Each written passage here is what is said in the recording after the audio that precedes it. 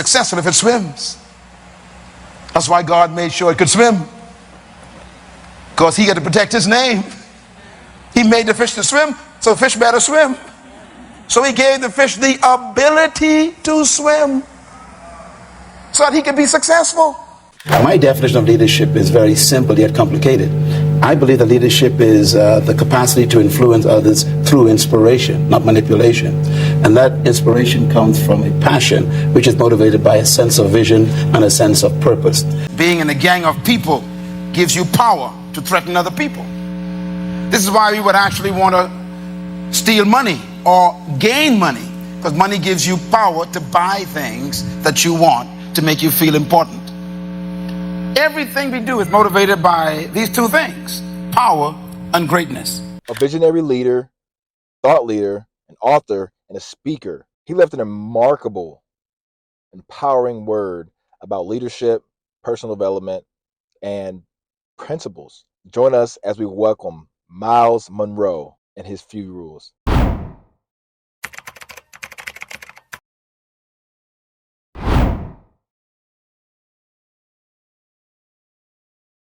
You should never judge your success by other people's accolades. You judge your success by God's instruction to your life and how well along you are with that instruction. Because I found out something in life: the average human being is so mediocre that to be a genius, just do a little extra. Y'all missed that. People are so normal. To be an expert, just go 1 inch abnormal, and they think you're great. So don't judge your success by the masses, what they think of you. Judge yourself by what God told you to do. Can I put it another way? When experience is your best teacher, then progress is imprisoned. Experience could be a curse. I've been taught by my parents years ago that experience is the best teacher. I don't believe that anymore. Experience could cause you to stop progressing, because you keep judging your dreams by your experience, or your vision by your experience, and you end up saying, I tried that before, or I never saw anyone do it that way. And you begin to use your experience to stop your progress. This is why God always makes history with young people, because old people got too much experience. You all remember the story with David and Goliath? The problem with Saul, who was the king, was he had experience, and he tried to put his experience on David. He told David, wear my armor, wear my shield, use my sword. David put it on. David said, this thing is too heavy. And he went out and fought the giant with something the giant never saw before: a sling. How do you fight a rock with a sword? The giant says, what is this thing he's using? The giant is trained, experienced with a sword. So he expected an experienced swordsman to come and fight him. But here comes a little boy with equipment he ain't never seen before. We need some people like that in the 21st century, who come with some things that they ain't never seen at the office. Think of some ideas that wreck the whole system. That's why Stephen Jobs will always be in history as a great inventor. He keeps defying his own experience. I was reading his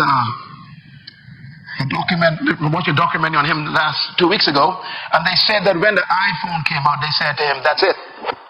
You're the ultimate. This is it. He said, no. And he came up with this idea about the iPad.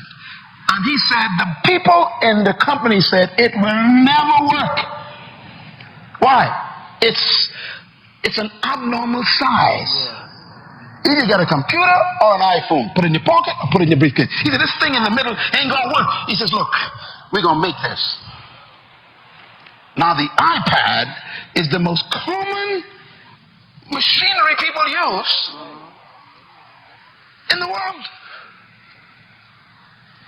Sometimes you gotta defy your own board to take progress.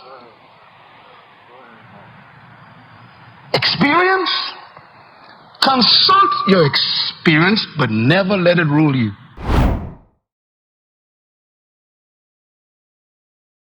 The business of visionary leadership. Number one, vision is the capacity to see farther than your eyes can see. That's how I define vision. You got to be able to see beyond what you can see. And secondly, vision is the ability to see beyond your eyes. And you must stop trusting your sight. You cannot see things as they are if you're going to go into business. You have to begin to see things as they could and should be. You know, we built our organization from zero. I mean, it was nothing. It was just an idea in my head, planted there by God, of course. And I saw this powerful thing, this vision. And today, everything that people laughed at me as being a dreamer has come to pass. You know, we employ over 100 people, and our business is very, very busy, and we affect millions of people. Our products are distributed worldwide, and we have to operate a number of business and companies together with that because we are so wide in our global scope that our business demanded that we see like an eagle. We got to see far all the time. Proverbs 29 says something that I want to bring to your attention. Very important verse. When I first read this verse, I was angry at God because this verse occurs twice in the book of Proverbs. And the first time it's written like this. It says,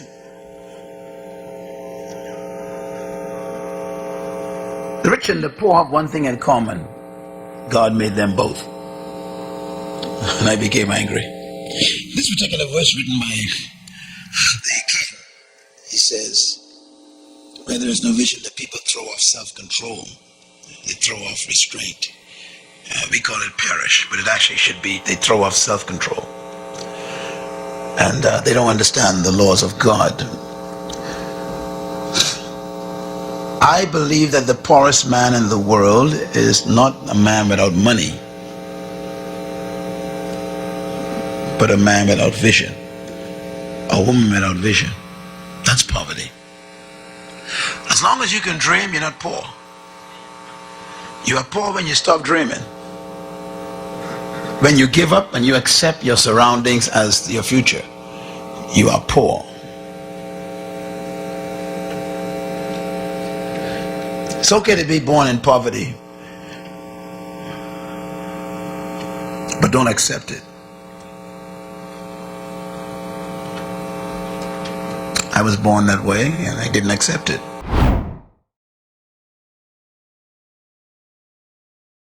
It's successful if it swims. That's why God made sure it could swim, because he had to protect his name. He made the fish to swim, so the fish better swim. So he gave the fish the ability to swim so that he could be successful. Ooh. Whatever you were born to do, he built into you the ability to do it for his name's sake. I come with good news this week. Your future is in the gift that he gave you. You know why we call it a gift? You didn't have to work for it. It came with the product. You know, when you look at this iPad, thank you, Pastor Pat, for a second. This iPad got all kinds of stuff in it. It came with it. It came with everything needed to be an iPad. You ain't got to pray for nothing to be added to this. No fasting and prayer. It comes with it. When you came to this earth, you landed, boom. You came with everything necessary to fulfill your assignment. That's why going to university doesn't make you successful. You don't go to school to get your gift. Education cannot give you a gift. It refines your gift, but it can't give it to you. Your gift, was built in by the manufacturer. That's why your gift must not be a victim of the economy. Crisis cannot destroy a gift. Crisis manifests gifts. Most gifts are buried under career. I'm getting ahead of myself here. Most gifts are stuck in a job that you had for 40 years, buried in the graveyard of your career. That's why God fired you. To get your gift to be resurrected, so you can start thinking about something else. Sometimes your job is your greatest enemy because it becomes the graveyard of your work.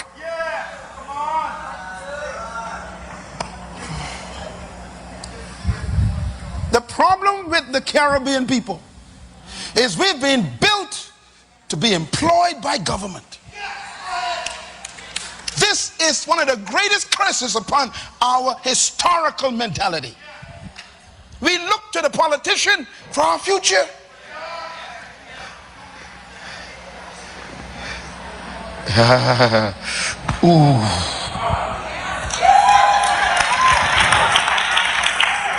Excuse me. See, God never gave Adam a table. Never gave Adam a chair.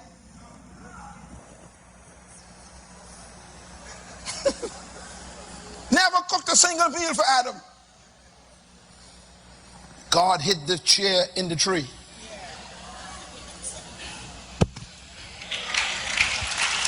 Gave the man the tree. He said, work with that. I give you a brain with 500 billion cells. Use them, please. Stop looking to government to bring you everything.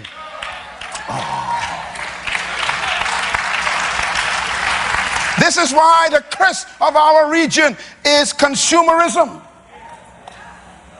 We consume, we don't produce. Producers are thinkers. Consumers are hoarders. That's why we import 90% of what we consume. We don't produce nothing. Why? We are built to depend on the system to provide us employment. Maybe that's why the system ain't working. Maybe that's why the system is spat you out. Because the system is saying, go think. Stir up something on the inside.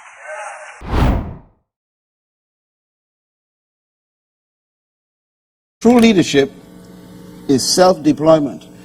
This is a simple statement, but it's not easy. To deploy yourself means that you discover what you're supposed to deliver to the world and you distribute it. I'm working on a new book that's going to come out next year. It's going to take that long to write it. And it's really called The Power of Servant Leadership. In that book, we're going to talk about some heavy stuff about the reality of what it is to serve yourself to the world. Because that's what's missing in the world.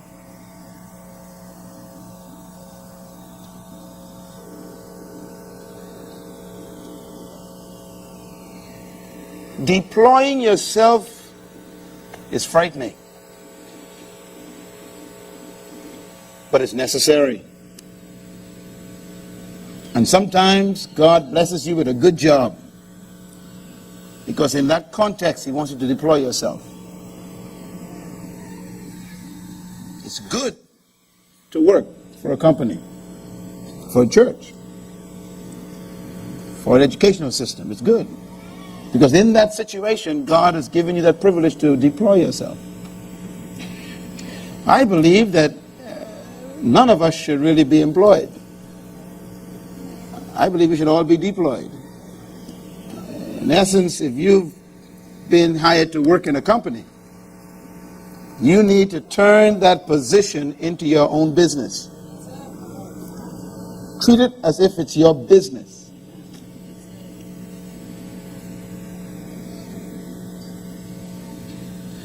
And what I'm teaching concerning leadership is not an encouragement for you to abandon your ministry or abandon the church or abandon the business you're in or abandon the company. I'm not talking about that.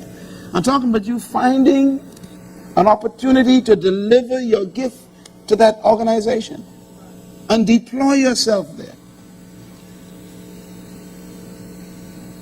You see, I am too valuable to be employed. So if I work for your company, I'm working for myself. I'm just deploying my gift within the context of your organization or your vision, that's all. And that's what God intended. He intended for every joint to supply, to build up the whole. That's what leadership is. Let me give you another example. Number 6, true leadership is self-manifestation. A leader is someone who is so busy manifesting themselves, they have no time to prove themselves. You know, some people live to prove themselves to other people. That's a problem. You ain't got nothing to prove, just be yourself.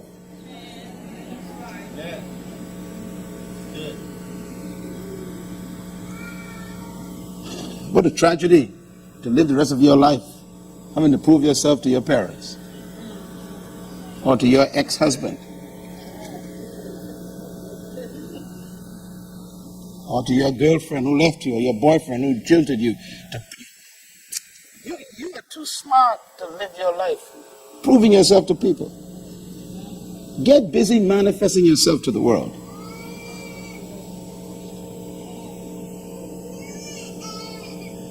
Number 7, true leadership is self-exposure. True leadership is showing us who you really are.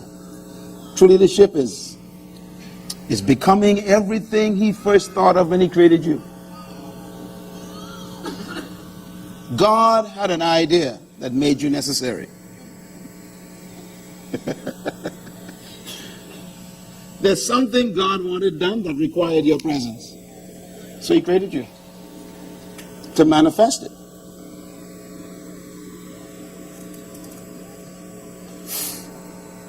That's what leadership is born from. It is born from exposing that self that God intended. When Moses was designed to be a deliverer, born to be a deliverer. Matter of fact, that's why the Lord made his mother and father name him Moses. Moshe is the Hebrew word. It actually means through the waters. It's heavy stuff.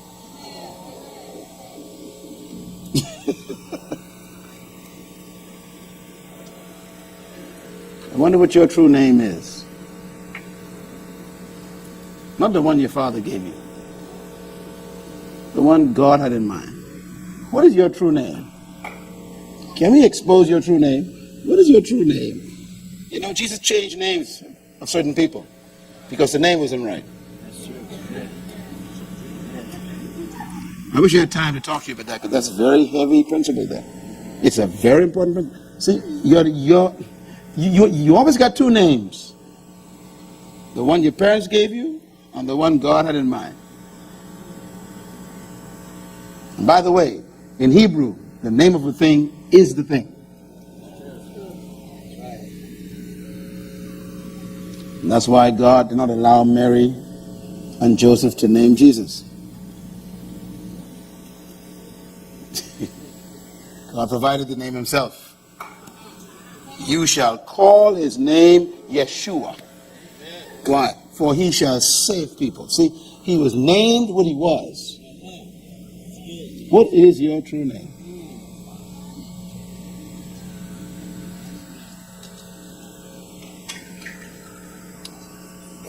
By the way, you should never build your confidence on your last name.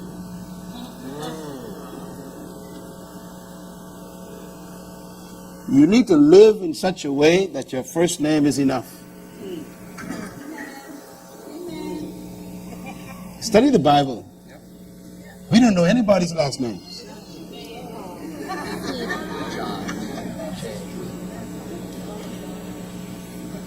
This is too much for you. I can't talk about it. People who have not found their true self need a lot of titles.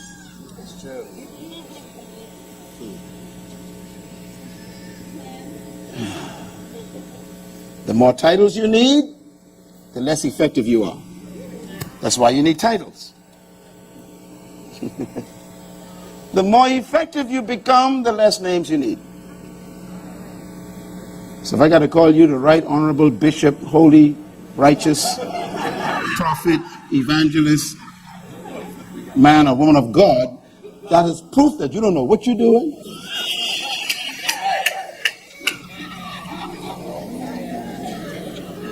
I want you to think about it. That's why I back away from all these titles people have. You know, when you say oral, now there are a lot of guys named Oral in the world. But when you say oral,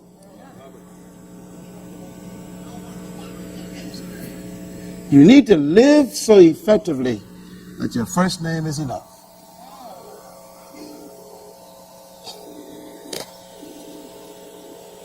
Expose yourself.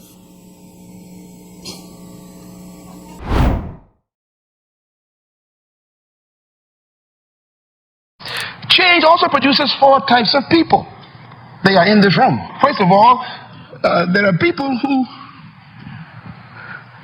watch things happen. Now, let me say something about change. This is important here. Not all change is improvement. You used to weigh 128. And now you changed. And for some of you, that's not an improvement. You lost your wardrobe.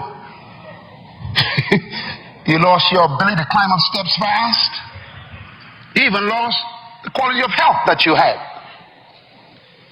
Change doesn't mean improvement all the time. But the problem is, without change, there can be no improvement. So you have to decide what to do with change. Change will happen. And if you are not careful, it could be destructive. So you have to determine this. So what kind of person are you?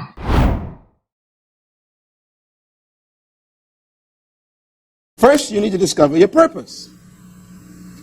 What is purpose? Your reason for existence. You got to find out or discover a reason why you exist.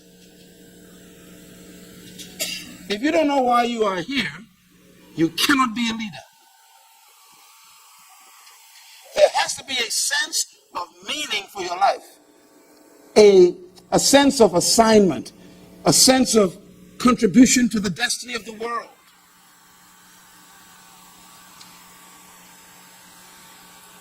And then the purpose will produce a conviction. A conviction is you believe that you were born to do something in the world. That conviction is important. Because when you ignite the conviction that you have a purpose for living, then it produces a vision. You begin to see yourself doing it. You imagine it. You begin to see pictures of it in your mind of what you could do to fulfill it. You start dreaming as a child, as a teenager. You begin to see yourself, I could do that. I'd like to do that. I wish I could do that. I'd like to see that happen. You begin to dream. That's why the vision is important. Because once you begin to picture the vision, then comes something that's the key, and it's passion. The reason why people are followers is because they have no passion. Now, passion is right in the middle, because passion is the key to the next important issue, and that is your passion will produce inspiration in people. You cannot lead who you do not inspire. Now, watch this. If you cannot inspire people, you have to manipulate them.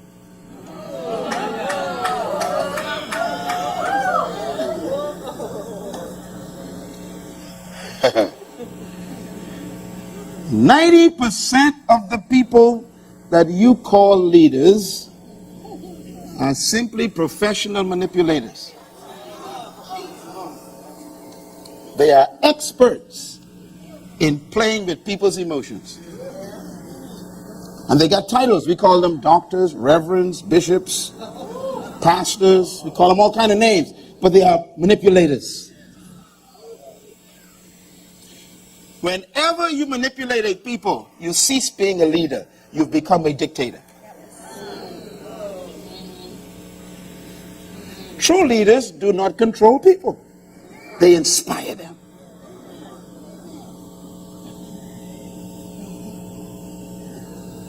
So the most important ingredient in leadership is inspiration. So what you've got to do to become an effective person on earth is to find out, where does inspiration come from? How do you produce it? And the answer is on the list. It's passion. When you meet someone who is passionate for something, it affects you.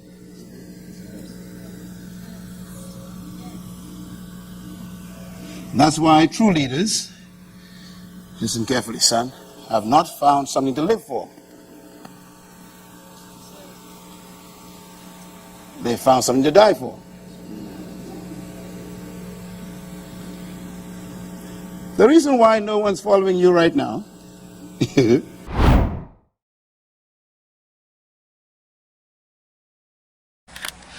someone says to you, well, we're going to have to withdraw the overdraft from you because, you don't qualify anymore. Well, you tried all these years.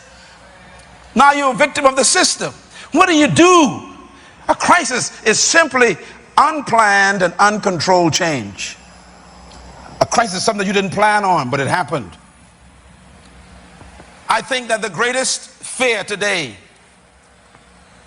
the greatest crisis right now in our whole world, is the loss of a job. The ability to financially secure yourself. People are afraid of losing their jobs. Some have already done so.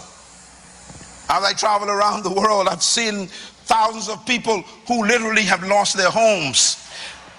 I just came back from Orlando, and they got rows of $1 million homes with for sale signs in a gated community. I drove through there and I said, my God. They say, yes, people are having to move out because they cannot keep up with the mortgage, and the system has collapsed, the bubble has burst, and we got people who had millions of dollars are now sleeping in apartments with 2 bedrooms.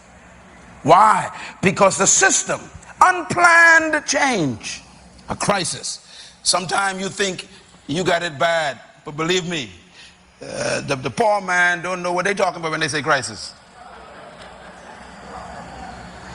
A man who is broke don't know what it is to have no money. It's those who have plenty that hurt the worst. The crisis is hitting everybody. That's my point. And if somebody offers you an opportunity, they can always take it back. And if you build your life on someone else's offer, you are as safe as how they feel at the time. And they can change the way they feel anytime and withdraw the offer. Anybody know what I'm talking about? That's why you can't build your life on a job. Stay with me. I'm going to help you with this here. One of the good things about a crisis, if you lost your job, if your business shut down, if you got to withdraw your investments, or you had to sell some property, or things ain't working out, there's a good side to these kinds of things. Every test is temporary. Say that with me. Every test, shout it loud. Give someone a high five. Tell them every test is temporary. I'm going to say it loud. Every test is temporary. Say it with some feeling. Every test is temporary. Clap your hands. That's the truth. So no matter what you're facing, don't panic too long. You may panic for a minute, but I've come to tell you, the panicking time is over now, because you're going to get some wisdom. Nothing is permanent except God and his promises.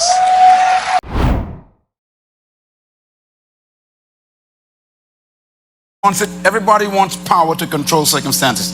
What is greatness? Being in a gang of people gives you power to threaten other people. This is why we would actually want to steal money or gain money. Because money gives you power to buy things that you want to make you feel important. Everything we do is motivated by these two things, power and greatness. You as an 18-year-old Your desire to go to college and get a degree so you can get a better job, so you can make more money, so you can buy things you want, is a desire for control, a desire for greatness. And this is why people get in trouble. They're pursuing power and greatness. Now let me repeat again. The pursuit of power and greatness is natural. As a matter of fact, if you don't want to be great, something's wrong with you. If you have no desire to be powerful, something's wrong with you. Every person here desires these things. I put it this way: God is not against your desire for greatness. He's not against your desire for power, because God created you to be great.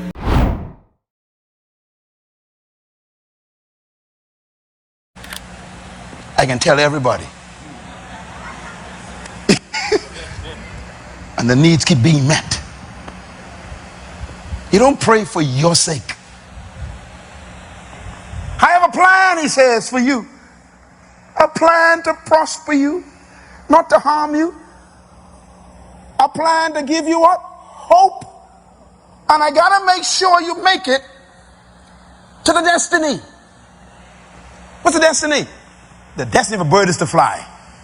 I gotta make sure you make it to flight. The destiny of a seed is to become a tree with fruit. I gotta make sure you make it to the fruit bearing stage. I have to make sure you make it to your end, because my name is on the line.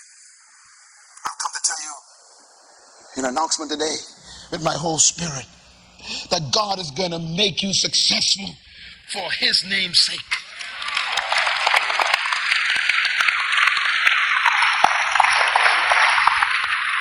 Before we go, just lift your hands and thank him for a couple of seconds. Just thank him for what he's about to do to bring you out for his name's sake. Just thank him for it for a minute. I know the plans I have for you, he says. Plans to prosper you. Plans not to harm you, but to give you hope. Hope is coming today. Hope. You coming out? Hope, hope, hope, hope, hope. He's saying, I'm coming out because of my name's sake. I'm going to fix this because of my reputation. I'm going to bring you out because of my name's sake. Give him some praise right here. I'm going to give you hope. Hope. I am hopeful because my future is inevitable. I will succeed because it's good for God.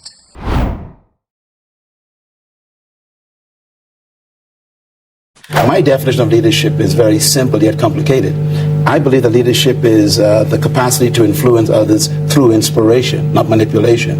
And that inspiration comes from a passion which is motivated by a sense of vision and a sense of purpose. So leadership is first personal, then it's corporate. Leadership is not something you pursue, it's something you discover. Leaders are born when a human discovers something more important than their personal ambition. Leadership is You don't pursue it? Leadership is, no, true leaders do not seek followers.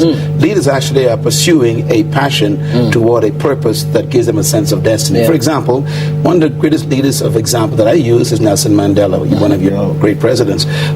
He never sought followers. Think about it. He discovered a purpose that was more important than his private preservation, his private ambition.